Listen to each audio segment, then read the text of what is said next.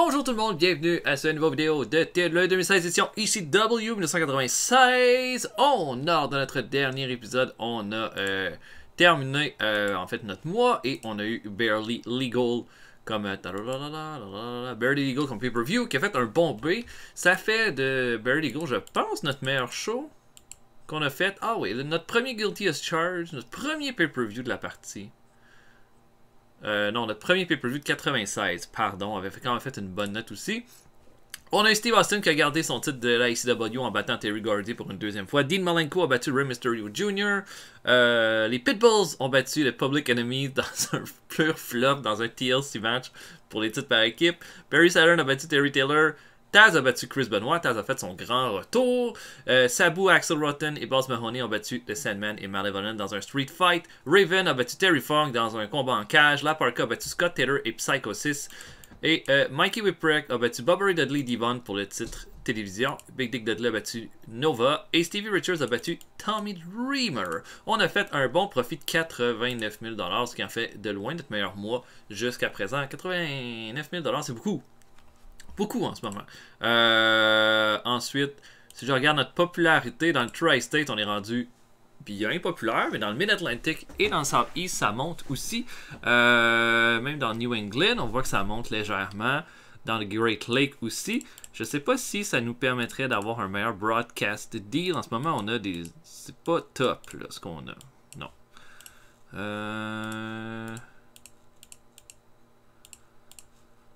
Fait qu'on peut être dans le Tri-State, dans le Mid-Atlantic comme on est encore. Tri-State encore. Non, rien qui change. Rien qui change du tout dans ce qu'on peut avoir comme poste de télé. Bon, c'est dommage pour ça, mais c'est pas grave. Notre momentum est à A+. On peut pas demander mieux que ce qu'on a en ce moment. Et puis, oui, nos champions. Donc, toujours Steve Austin, champion de la ECW. Champion par équipe. Les Pitbulls, on sait qu'ils ont échangé à tous les mois. Les titres changeaient de même. Mais là, maintenant, c'est rendu les Pitbulls. Et Mikey Whipwreck, toujours champion après 10 défenses de titre. Ça va bien, lui. Donc, on se prépare pour le prochain pay-per-view qui va être WrestlePalooza. Donc, qui va être dans la 4e semaine du mois de mai, un samedi. On a Scott Taylor que son contrat se termine. Mais j'ai décidé d'aller avec Ultimo Guerrero. J'aime ça avoir un invité à tous les mois. C'est pas un gars que je vais garder nécessairement, mais on va voir ce qu'il va donner. Rob Van Dam, on va s'essayer. Et Jim Cornette. Oh, oui, on va préparer quelque chose avec Jim Cornette. Donc en gros, c'est ça. J'avais un storyline entre Austin et Terry Gordy qui était à B. Mais on va continuer ce storyline-là en utilisant d'autres lutteurs. Et voilà. Pour le prochain Hardcore TV, on va... Je vous dis pas. Il y a du spoil. Donc, je veux pas spoiler rien. Mais voilà, ça va être un combat par équipe. Et puis, je vous dirais bien qui on pourrait signer là, prochainement. Sauf que ce que j'attends, c'est bon. Scott Taylor s'en va. Nova, c'est dans 30 jours. On va le garder. Johnny Field, j'ai le goût de le garder aussi. Jason Knight, probablement qu'on ne le gardera pas. Quand on va être rendu à Jason Knight, on signera un lutteur de plus, puis je vous mettrai dans la décision. Là, c'est sûr que ce qui est dommage, c'est qu'on a deux lutteurs. Mike Awesome et Too Cold Scorpio, qui en ce moment sont, à toutes les fois qu'on fait des shows ou des pay-per-view, ils sont au Japon pour une tournée. Donc il va falloir attendre que cette tournée-là se termine avant qu'on puisse les utiliser. Ce que je suis prêt à faire, c'est qu'avant de les libérer, je vais attendre encore un petit peu. Et puis, ben, si ça dure trop longtemps, ben, je vais devoir me départir de Awesome et Too Cold Scorpio puis les remplacer par deux autres lutteurs. Puis là, on regardera ça ensemble, qui qu'on pourrait signer pour le remplacer. Donc voilà. Donc je vais avancer jusqu'à Hardcore TV. Et puis, ben, on va se voir après. Et voilà. À tantôt tout le monde.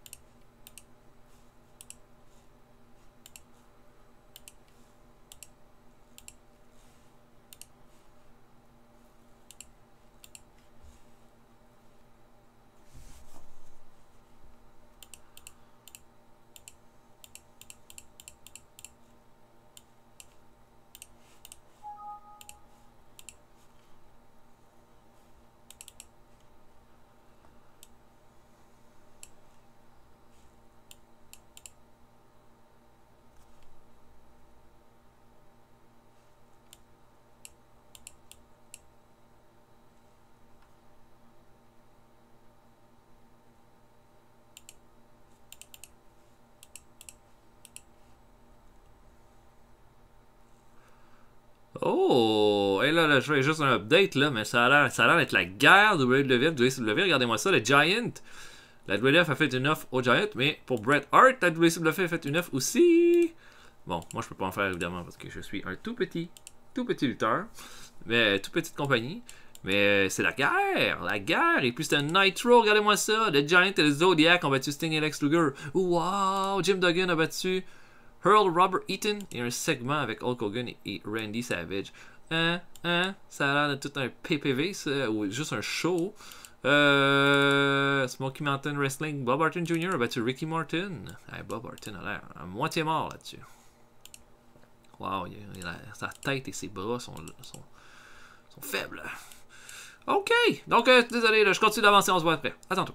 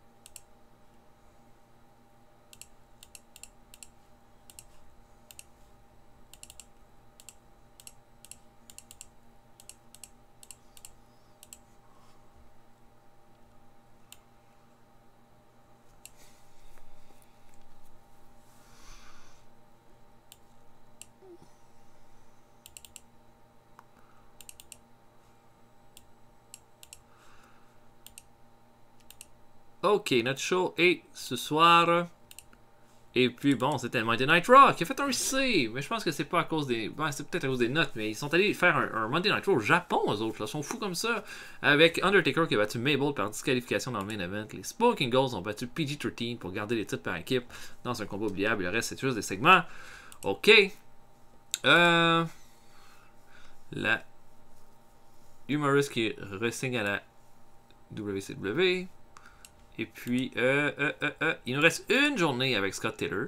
Et Ultimo Guerrero a signé avec nous. Bon, il est ici.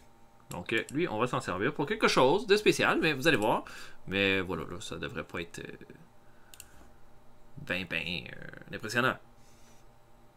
Je le dis d'avance. Ok, donc mon backstage rating est à 81%. C'est pas énorme. Ah, c'est à cause de tout ce que Paul Heyman a fait. C'est vrai. Ah, salopard. Pour vrai. Pas de classe de faire des choses comme ça. Alors, il faudrait que je me débarrasse de Devon pour régler ça. Ah. On va essayer d'arranger ça. Bon, fait que Joey Styles est ami avec Devon. Bon, toujours bien ça.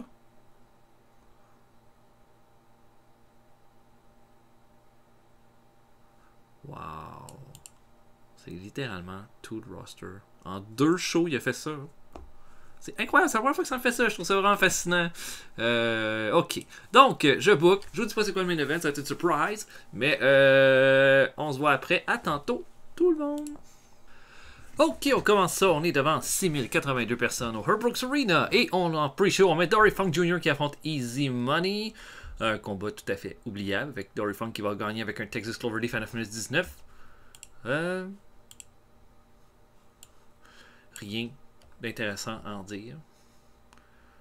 Voilà. Et King Kalua affronte Raven. Ensuite, dans le deuxième combat de pre-show, Raven va battre King Kalua avec son Raven Flow DDT à 7 minutes 20 dans un combat correct. Ouh, c'est ça. Raven améliore son performance skill, ça c'est très bon. Et puis... Ok, là, désolé, j'ai manqué les matchs de pre-show. Là, j'ai eu comme un bouleversement là, pendant tous ces trucs-là. En gros, fait qu'on commence au début du show avec Stevie Richards qui se pointe au ring en disant qu'il y a eu une gigantesque victoire au pay-per-view. Que ça a été la plus grosse victoire de sa carrière, mais que l'année dernière semaine, il a laissé envahir des choses qu'il appréciait pas. Des gestes qu'il a fait qu'il n'a pas apprécié non plus, qui est allé trop loin parfois. Puis ça, il est prêt à le reconnaître. Il invite Tommy Dreamer à venir au ring. Et Tommy Dreamer va venir, toujours comme avec des bandages du dur combat qu'ils ont eu au pay-per-view. Dreamer va arriver. Et puis Richards va lui dire « Je suis capable de reconnaître quand j'ai tort. » Puis là-dessus, j'ai eu tort, j'ai fait des choses que j'aurais pas dû faire. Puis je voulais juste dire que je pense qu'ensemble, Tommy, on serait meilleur que tout seul là-dedans. J'ai toujours été un gars d'équipe. Puis j'ai l'impression que toi et moi, on pourrait faire des grandes affaires avec les combats qu'on a eu ensemble. Tommy Dreamer, on sait pas trop qu'est-ce qu'il va faire. Finalement, Richards tend sa main. Tommy Dreamer lui serre la main. Non seulement ils sont rendus une équipe, mais ils vont combattre ce soir dans le main event. Et Stevie Richards est rendu un face. Babyface. Donc un C pour commencer. Balls Mahoney affronte Terry Gordy dans un Big Brawl. C'est un combat pour remettre Terry Gordy sur la track. Donc Gordy va faire son powerbomb à 11 47 pour terminer le tout. Balls Mahoney améliore son performance skill. Mais il n'y a pas beaucoup de cardio, Balls Mahoney. Wow, tellement de négatifs. Pour Gordy qui est pas bon en going all out, qui a pas de stamina. Wow.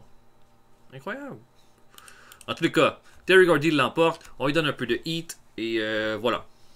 Voilà. Rey Mysterio Jr. affronte Ultimo Guerrero dans un combat de Luchador. Bon match de C+, jusqu'à là, notre meilleur combat dans la soirée. Rey Mysterio Jr. va l'emporter à 10 minutes 11 avec un Mysterio Rana. Sauf que immédiatement après le combat, là, Ultimo Guerrero va faire un low blow à Rey Mysterio. Il va quitter le ring. Et on va quitter ça. On va laisser ça comme ça. Donc Mysterio gagne, mais tombe au combat au final. Et ensuite, on a une promo de Taz. Taz qui dit qu'il a passé 6 mois tout seul et puis que ça l'a rendu presque fou. Parce qu'il était tellement sur le bord de prendre le titre de la ECW quand il a dû quitter à cause de sa blessure. Ben, une chose est certaine, il n'est pas revenu pour pour être un figurant. Il est là pour vaincre Steve Austin, devenir le champion de la ECW puis prendre le titre qu'il aurait dû gagner avant de quitter. C'est seulement pour cette promo-là. Un peu déçu. Et notre main event, bon, c'est notre meilleur match, heureusement. Tommy Dreamer et Stevie Richards affrontent les Public Enemy. Et c'est un bon combat de B-, là, ça se bat, bang, bang, bang. Et puis au final, Tommy Dreamer et Stevie Richards ont une excellente chimie ensemble. Je savais pas. Et puis au final, Stevie Richards va faire un Stevie Kick à Rocco Rock et va l'emporter pour son équipe. Donc, une belle performance pour un bon match. Et bon, oui, c'est vrai, j'ai oublié de mettre des dames, des sexy dames dans mon show. C'est ma faute. Je sais tout quoi faire pour ça en passant. J'ai tout recruté, tout le kit. Juste que j'ai comme juste fait une... de toute façon, ça valait un C+, ce show-là, pas un B-. Donc, un C+, pour le show. Et puis, c'est ça. C'est ça. Pour moi, on se dirige vers quelque chose d'intéressant.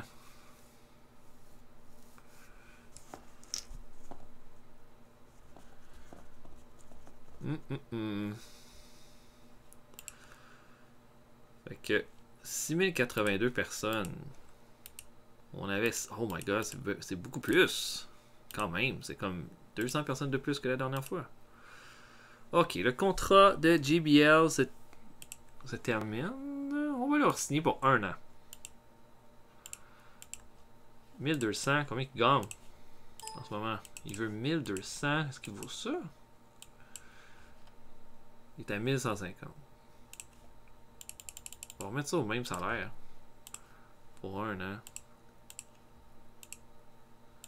Ok. Il veut 1070. Moi,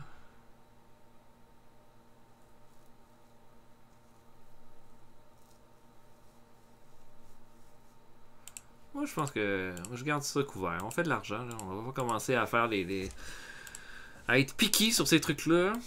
Ok, fait que Scott Taylor est parti. Bon. Ok. Prochain show.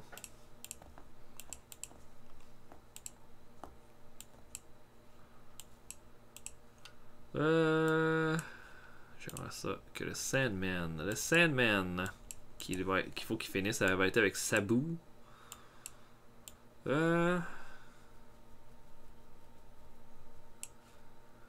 Non, pas contre JBL, ce serait pas bon. Ni contre Mikey.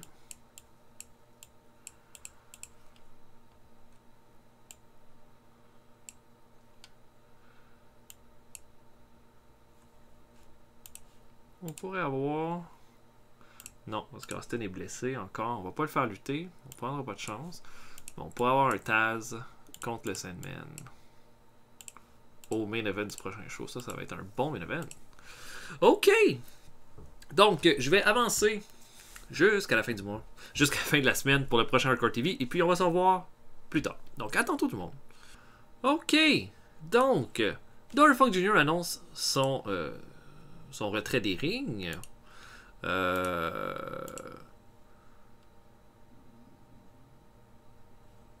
You have no the option. On pourrait essayer de le repousser sa retraite. Moi, je vais pas faire ça. Ok, fait que Jim Cornette signe avec nous. Ça, c'est une bonne nouvelle. Et Rob Van Dam signe avec nous. Ça, c'est encore une meilleure nouvelle.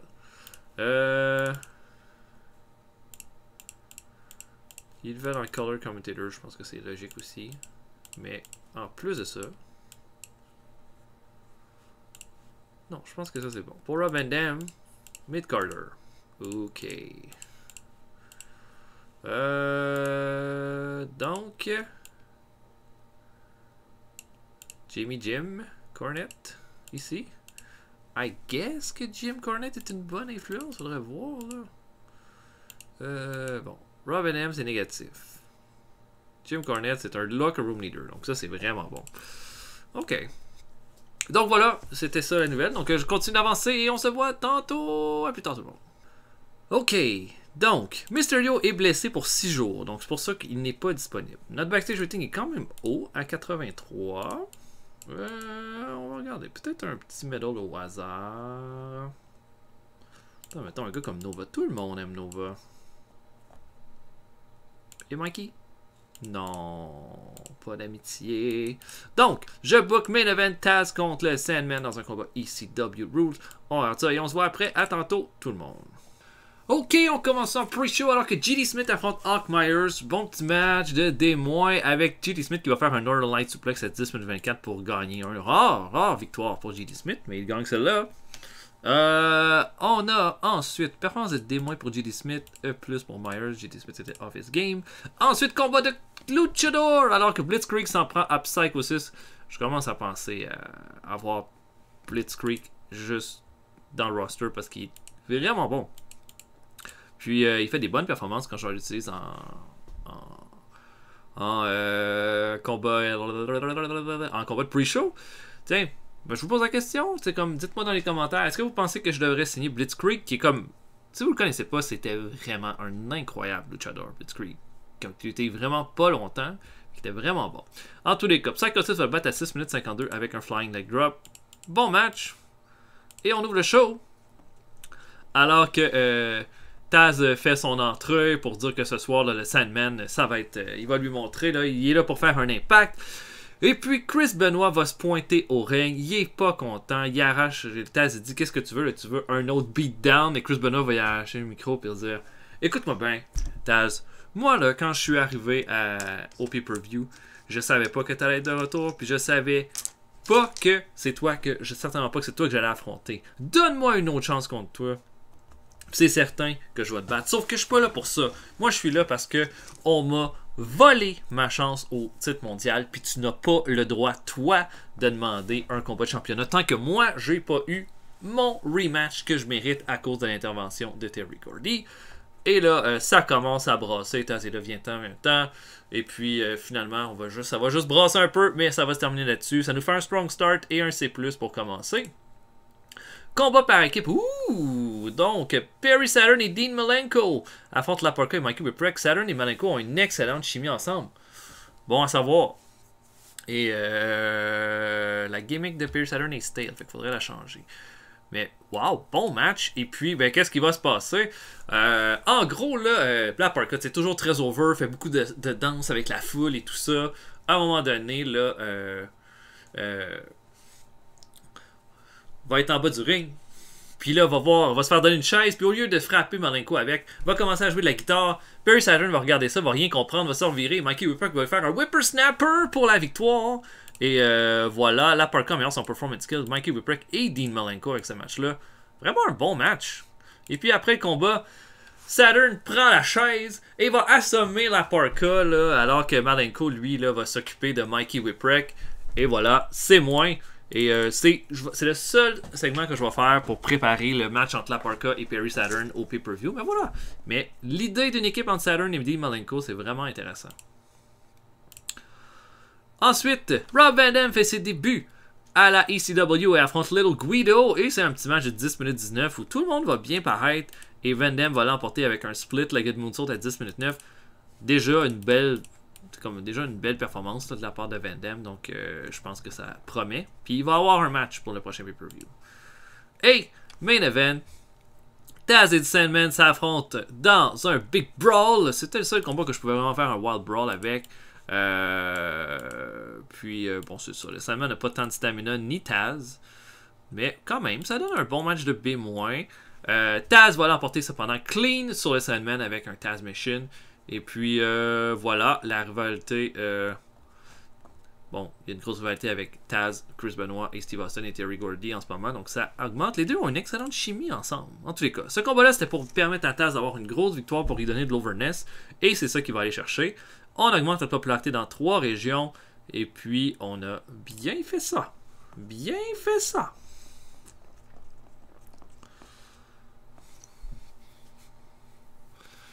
Je suis en train de me dire pour le prochain show, je pense que je mettrai un tag team match en main event. Je sais pas quoi, il y en a que j'ai pas du tout utilisé dans les 2 dernières semaines. Donc, ça va être à voir. Pas vraiment rien de spécial.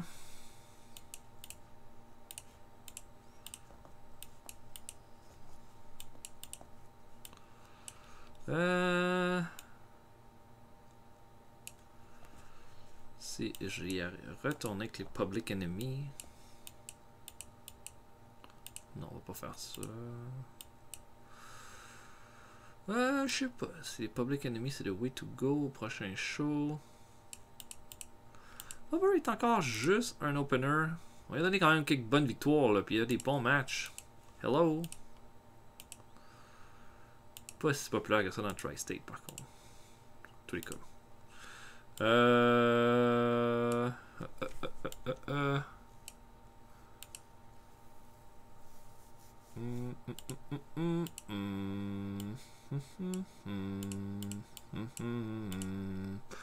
Ok, on pourrait mettre. Non, je pourrais. Non, attends un peu, j'ai mon idée là pour le prochain. C'est bon ça. Chris Benoit et Terry Gordy vont affronter les Chair Swing Freak. D'ailleurs, est-ce que c'est une équipe officielle ça? Même pas.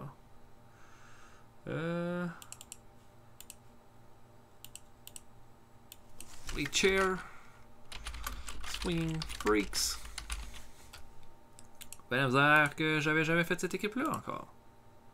Oups, pourquoi ça n'a pas marché? Pourquoi ça n'a pas marché? J'ai pas regardé.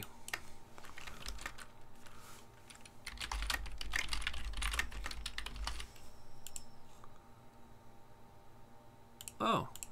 C'est déjà une équipe. Bon, ben, on va prendre les inactifs.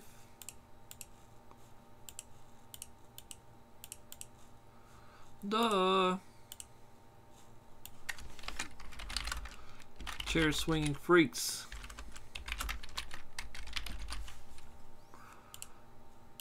Ok, fait que ça va être ça. Le main event au prochain show. Je pense que ça devrait donner un bon match.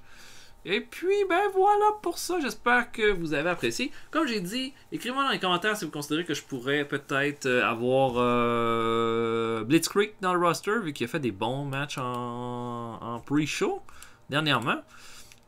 Puis dites-moi ce que vous en pensez. Pour le reste, ben, on va se voir pour un prochain épisode. Je vais vous souhaiter une bonne journée à tous tout le monde. Salut, à la prochaine.